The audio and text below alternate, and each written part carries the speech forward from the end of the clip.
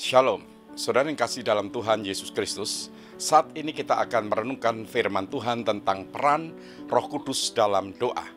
Roma pasal 8 ayat 26-27 berkata, demikian juga Roh membantu kita dalam kelemahan kita, sebab kita tidak tahu bagaimana sebenarnya harus berdoa.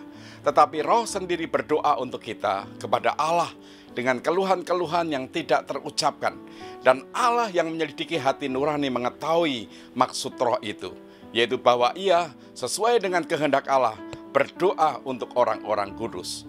Saudara yang kasih Tuhan, Roh Kudus membantu kita dalam kelemahan kita, terutama dalam berdoa.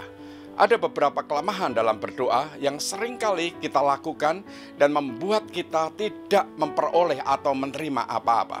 Kelemahan yang pertama adalah kelemahan dari kedagingan kita yang membuat kita malas untuk berdoa dan pada akhirnya kita tidak berdoa sehingga kita tidak memperoleh apa-apa.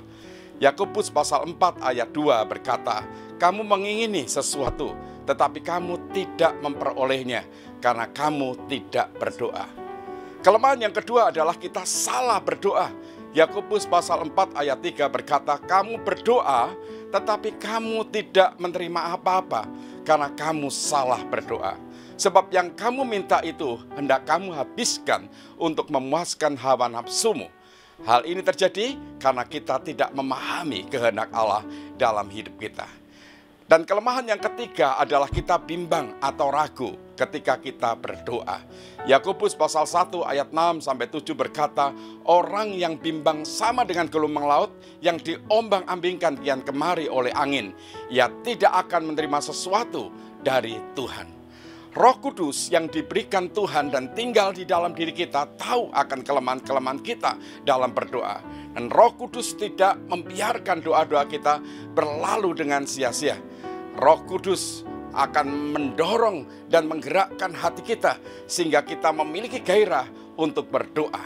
Roh Kudus juga akan menyempurnakan doa-doa kita sehingga kita beroleh jawaban dari Tuhan.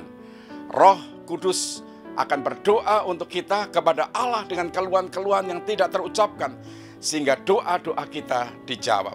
Saudara, peran Roh Kudus dalam doa sangat besar. Karena itu, mintalah supaya Roh Kudus terus memimpin dan menguasai hidup saudara. Tuhan Yesus memberkati. Amin.